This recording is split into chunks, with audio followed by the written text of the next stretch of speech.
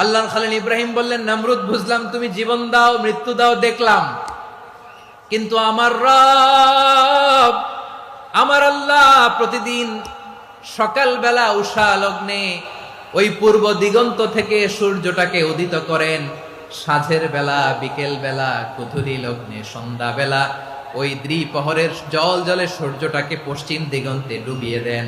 মানে সকালবেলা পূর্ব দিক থেকে উদিত করা সূর্যটাকে পশ্চিম দিকে বিকেলে তিনি ডুবিয়ে দেন। তুমি যদি পারো ওই সূর্যটাকে পশ্চিম দিক থেকে উদিত করে পূর্ব দিকে ডুবিয়ে দাও।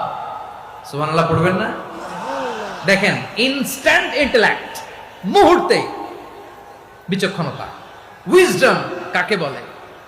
যখন আল্লাহর ইবাদত শুরু করলো, এই কথা ছড়ায় পড়লো চারদিকে। নমরুদ সাইয়েদনা ইব্রাহিমকে ডেকে পাঠালেন। নমরুদ বলে, ইব্রাহিম তুমি নাকি মূর্তির পূজা না করে কোন নতুন রবের ইবাদত করো, কে তোমার রব? সাইয়েদনা ইব্রাহিম বললেন, রব্বি আল্লাযী ইউহয়ী ওয়া ইউমীত, আমি এমন রবের ইবাদত করি যিনি জীবন দেন, যিনি মৃত্যু দেন। নমরুদ বলে, তাই নাকি? তোমার রব জীবন দেয় মৃত্যু দেয়, আর এটা তো আমি দেই, আমিও তো জীবন দেই আমিও তো মৃত্যু দেই। সাইয়েদনা ইব্রাহিম বললেন, কেমন করে তুমি জীবন দাও মৃত্যু দাও একটু দেখাও তো। নমরুদ জেলখানা থেকে দুজন কয়েদিকে ডেকে আনলো, কয়েদি এনে অর্ডার করলো, একটাকে এখনই শিরোচ্ছেদ, হেড অফ, ডেথ পেনাল্টি, মৃত্যুদণ্ড দেয়া হলো, ফিনকি দিয়ে রক্ত বেরোলো। নমরুদ বলে, দেখো দুজনকে ধরে আনলাম, একজন কয়েদিকে দিলাম ডেথ পেনাল্টি, মৃত্যুদণ্ড, ওরে মৃত্যু দিলাম।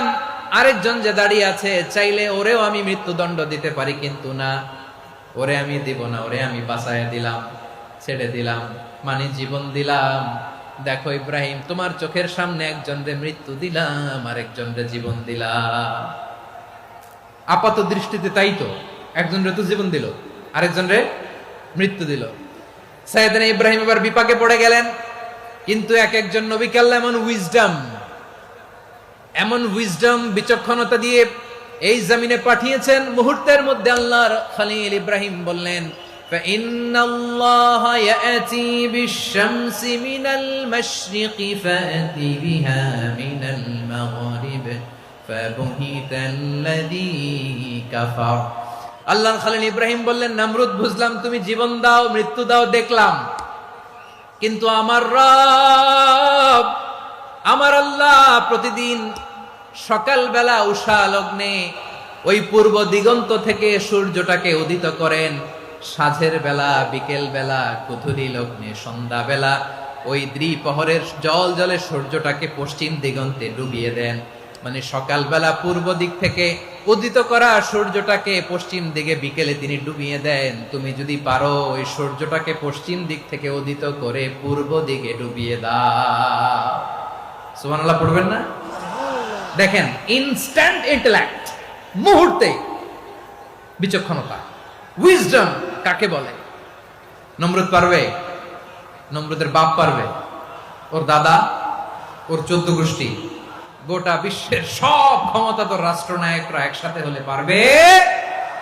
ফাবুহিতাল্লাযী কাফার পারে নাই, ব্যর্থ হয়েছে। এবার তেলে বেগুনে জ্বলে উঠেছে, রেগে মেগে আগুন বলে, ফালকুহু ফিল জাহিম, ওর সাথে তর্ক নাই, না পেরে এবার এটারে আগুনে ফেলা। বিশাল বিশাল গাছ কেটে লাকড়ি এনে আগুনের কুণ্ডলি বানানো হলো, দাও দাও দাও দাও করে আগুন জ্বলে। আল্লাহর খলিল ইব্রাহিমকে আগুনে নিক্ষেপ করা হবে। আল্লাহর খলিল সাইয়েদনা ইব্রাহিমের হাতের মধ্যে রশি দিয়ে টাইট করে বাঁধা হলো, পায়ের মধ্যেও টাইট করে রশি দিয়ে বাঁধা হলো। আল্লাহর খলিল ইব্রাহিমকে আগুনের কুণ্ডলির মধ্যে ফেলা হবে। ওমিয়া, আপনি যে বিপদের কারণে ভয় পান, হতাশ হন, এটা কোনো বিপদ ওনার বিপদের সামনে? পটুয়াখালী আওয়াজ করে বলুন, সাইয়েদনা খলিল ইব্রাহিমের বিপদের সামনে আমাদের বিপদগুলো কোনো বিপদ? এটা কোনো বিপদই না, এটা কোনো বিপদই না। হাত পা বেঁধে টাইট করে নিক্ষেপ করা হবে, সিম্পলি ফেলা যাবে না, কারণ দাও দাও করে দ্য ব্লেজিং ফায়ার, এমন আগুনের কুণ্ডলি, কাছে যাওয়া যায় না, আগুনের উত্তাপে নিক্ষেপ করা হবে। হাতে রশি বেঁধে পায়ে রশি বেঁধে আল্লাহর খলিল ইব্রাহিম আলাইহিস সালামকে আগুনের মধ্যে নিক্ষেপ করা হবে। আহা, এটার বলে অগ্নি পরীক্ষা। উনি অগ্নি পরীক্ষার সম্মুখীন হয়েছিলেন। এজন্য কঠিন পরীক্ষাকে আমরা অগ্নি পরীক্ষার সাথে তুলনা করি, ঠিক কিনা?